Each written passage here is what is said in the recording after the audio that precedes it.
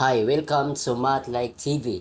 Ngayon po ang video ito aking tuturo sa inyo about solving logarithmic equation. Ito ngayon ang ating part 2 sa logarithmic function. Tapusin nyo lamang ang video ito hanggang sa dulo upang kayo ay mayroong matutunan.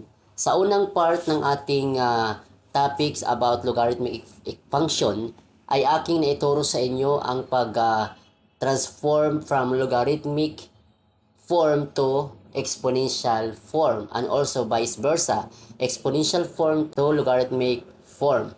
Ngayon po, ating ngayon nahanapin or isosolve ang value ng unknown variable on sa given na logarithmic equation.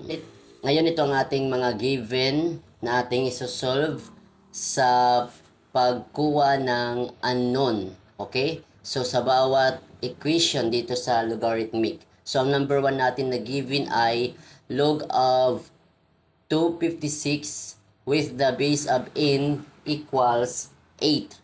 Ang number 2, log of n with the base of 4 equals negative 3. Ang number 3 naman, log of 125 with the base of 5 equals n plus 4. Ang number 4, log of 1/4 with the base of 4 equals n over 8. So dito sa mga variable na ito yung tinatawag na unknown. So ating kukunin ang kanilang value. Okay? So ngayon unahin natin itong number 1. Ngayon ang ating gagawin, itong ating given number 1, ang solution dito, ating muna siyang i-transform to exponential form. So ito ay ang kanyang base dito ay yung n, then yung kanyang exponent itong 8, then equals itong 256. Ngayon, itong n at saka yung exponent ay ating lang isulat, equals. Ngayon, ano yung number na pag-erase natin sa 8 power, ito ay 56. So, walang ibang number nito ay yung 2. So, yung 2 raised to 8 power equals 256. So, ilagay natin dito equals 2 raised to 8 power. So, ngayon, makikita natin ang exponent ay parehas. So, isulat na lang natin itong n. The value of n equals 2. So, ito po ang final answer. Next, number 2. Ating ngayon i-transfer sa exponential form. So, ang kanyang base dito ay 4. Ang kanyang exponent ay negative 3 equals n. Ngayon makikita nyo ang kanyang exponent ay negative. So, mag-apply tayo ng laws of the exponent. Okay, so itong negative ang exponent. So, ating siyang reciprocal. So, 1 over 4 raised to 3rd power. So, positive na ang kanyang exponent equals n. Then, ating simplify, 1 over itong 4 is to 3rd power, that is, tatlong base multiply ang 4, that is 64, equals n. Ito po ang final answer. 1 over 64, ito ang value ng n. Next, number 3 given, log of 125 with the base of 5 equals n plus 4. Una ang ating gagawin, i-transform muna natin sa exponential form. So, ang ating base dito ay 5. Ang kanyang exponent ay n plus 4. Then, ang value niya ay 125. Pangalawa, sulat natin yung kanyang base again. Yung 5. Then, ang exponent niya ay n plus 4. Sulat natin itong 5.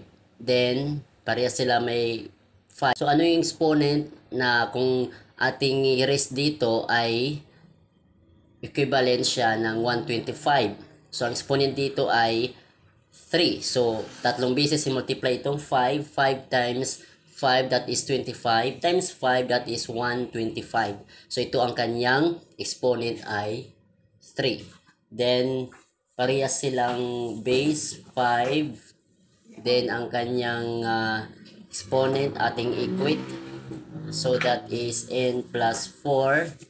Then, equals 3.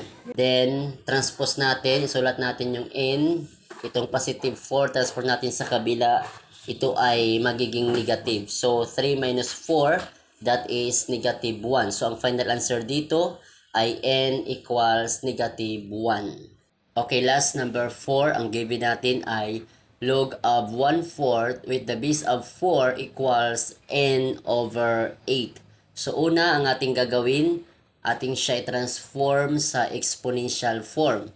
So, ang ating base dito ay 4. Then, ang ating exponent itong n over 8. Then, ang value natin ay equals 1/4. Kasunod, ating isulat muli itong base na 4. Ang exponent naman niya ay n over 8. Then, equals, sulat tayo ng 4. Itong 1/4 ay lagay natin siya sa exponential form. Ito yung negative 1. So, may negative 1 siya. Okay? So, reciprocal lang natin ng 1/4. That is equivalent 4 raised to negative 1. Then, makikita natin parehas ang kanilang base. So, equate natin ang exponent itong n over 8 equals negative 1. Okay. So, ngayon, ating siya cross multiplication. So, ang maiwan na lang itong n. Okay. Then, equals itong 8 times negative 1, that is negative 8. So, ito ang final answer. N equals negative 8. Kaya ngayon, kung meron kang natutunan, pakipindot naman ang like. At kung bago ka pa lamang sa akin channel, huwag kalimutang pindutin ang subscribe, maging ang bell notification upang ikaw ay laging naka-update sa mga bagong video ni upload sa akin channel ito. Maraming salamat po sa inyong panonood.